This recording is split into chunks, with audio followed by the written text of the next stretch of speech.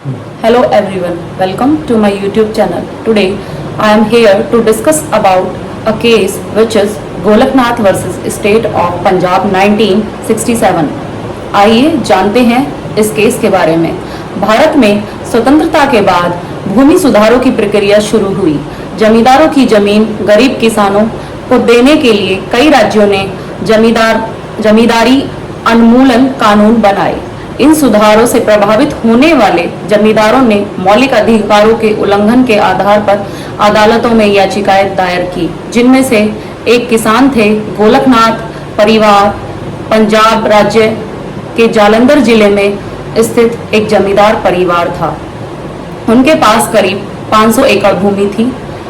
1953 में पंजाब सरकार ने Punjab security land tenures act और जमींदारी उन्मूलन कानून के तहत उनकी जमीन का एक हिस्सा एक्वायर कर लिया, जो 1956 में गोलकनाथ परिवार ने इस अधिग्रहण को असंवैधानिक ठहराते हुए सुप्रीम कोर्ट में याचिकाएं दायर की और कहा कि यह उनके मौलिक अधिकारों का हनन है, खासकर अनुच्छेद 14 समानता का अधिकार, article 19 sub clause 1 and sub clause F संपत्ति का अधिकार, राइट टू प्रॉपर्टी, और आर्टिकल 31 संपत्ति से वंचित न किए जाने का अधिकार।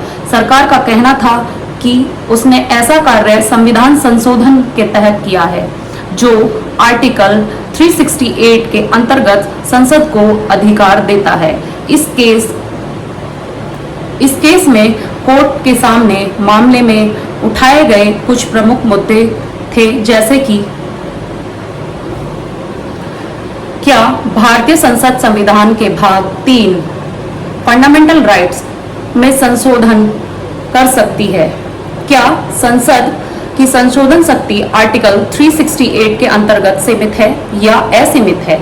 क्या संसद द्वारा पारित संविधान संशोधन अधिनियम जुडिशियल रिव्यू न्यायिक समीक्षा के दायरे में लाया जा सकता है?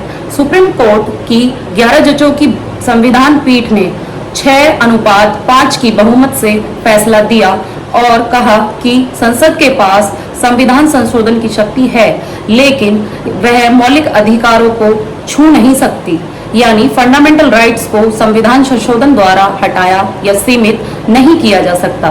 कोर्ट ने यह भी कहा कि आर्टिकल 368 केवल प्रक्रिया बताता है, वह संसद को असीमित शक्ति नहीं देता। संविधान संशोधन कानून की श्रेणी में आता है और आर्टिकल 13 सब क्लॉज 2 के अनुसार कोई भी कानून जो फंडामेंटल राइट्स को वायोलेट करता है वह शून्य माना जाएगा।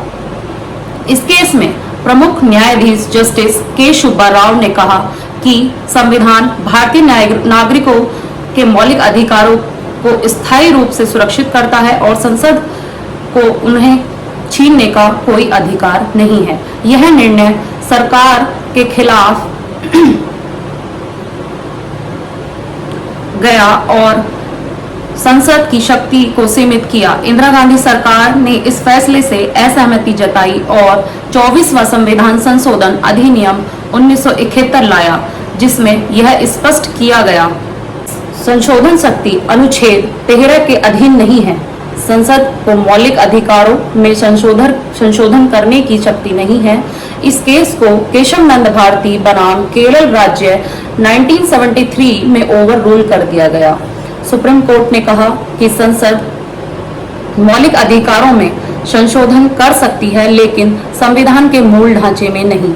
Means parliament can amend constitution but not amend basic structure of the constitution।